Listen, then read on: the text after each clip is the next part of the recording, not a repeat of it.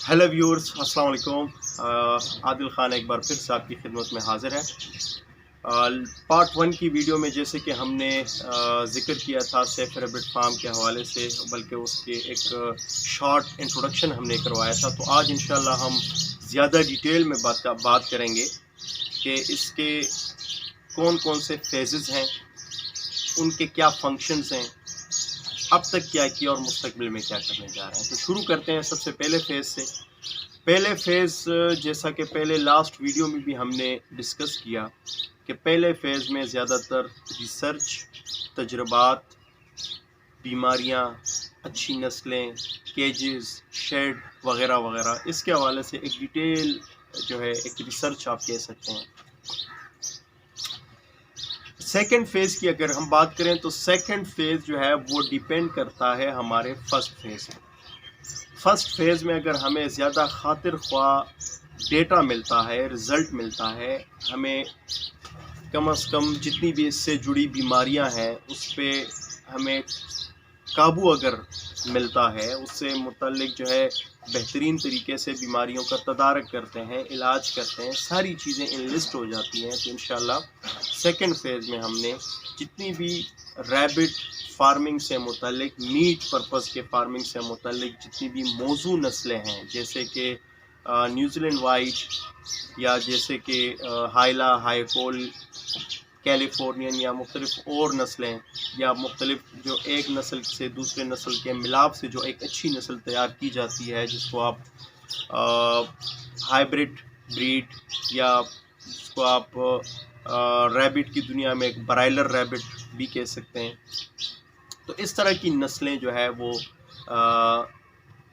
Import करना, उसके साथ कम अज़ कम 6 महीनों से लेकर 1 साल तक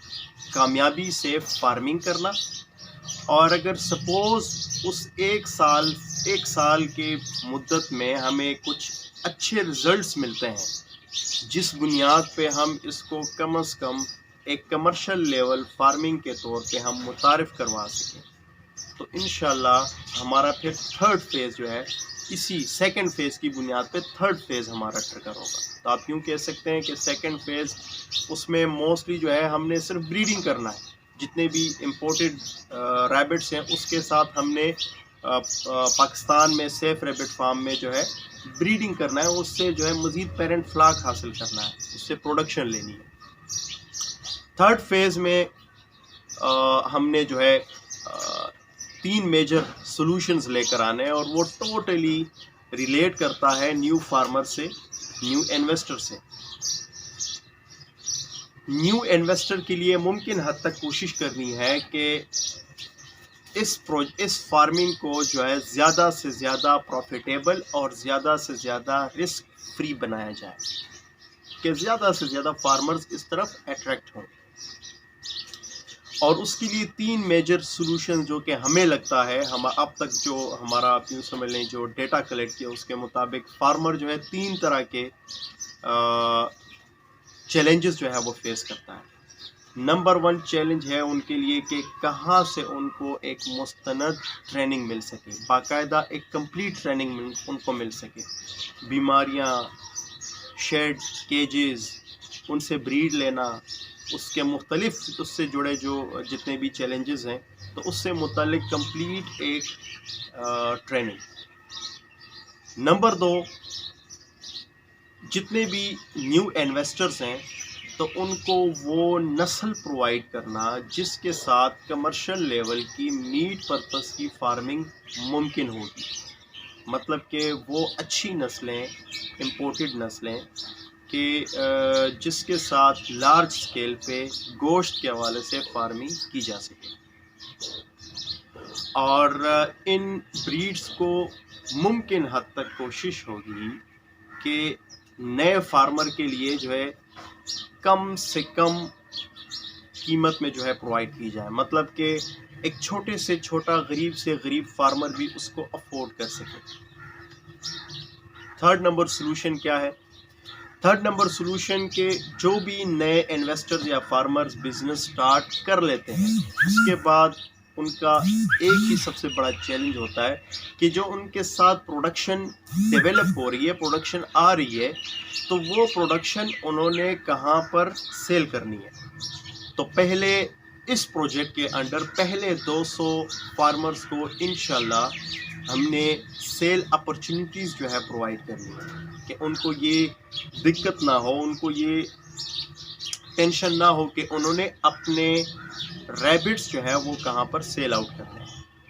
اس سے کچھ آپ یوں سمجھ لیں کہ اس پروجیکٹ کی مزید جو آگے مقاصد ہیں وہ بھی انشاءاللہ پوری ہوں گے، جیسے کہ اسی تھرڈ فیز میں ہم نے جو ہے ریبٹ کے پروڈکٹ کو، ریبٹ میٹ کو، اس کے بائی پروڈکٹ کو مارکیٹ کے ساتھ کنیکٹ کرنا ہے۔ اب کنیکٹ کرنے کے لیے جو ہے ہمیں بلک پروڈکشن چاہیے، بلک پروڈکشن ہوگی نیو فارمرز کے ذریعے، تو اس سے انشاءاللہ نیو فارمرز کی بھی مسئلہ حل ہوگا اور کسی طریقے سے پاکستانی لوکل مارکیٹ میں ہم خرگوش کا گوشت جو ہے وہ متعارف کروا سکیں گے۔ بلکہ اس کے حوالے سے انشاءاللہ کافی جو ہے پروگرامز بھی ہیں، جیسے کہ مختلف سیمینارز کنڈکٹ کروانا، مختلف ڈشز انٹروڈیوس کروانا، چھوٹے بڑے جتنے بھی ریسٹورنٹس ہیں وہاں پہ جو ہے خرگوش کا گوشت جو ہے متعارف کروانا، وہاں پہ کوشش کرنی ہے کہ کسی طریقے سے جو ہے اس کی جو ہے سیل پرچیز کا ایک سلسلہ پاکستان میں جو ہے شروع ہو سکے۔ تو امید کرتا ہوں کہ پارٹ 2 کی آپ کو سمجھ آ گئی ہوگی، بلکہ مکمل سیف ریبٹ فارم پروجیکٹ ہے کیا، مستقبل میں کیا کرنے جا رہا ہے، آپ کو کمپلیٹ سمجھ آ گئی ہوگی۔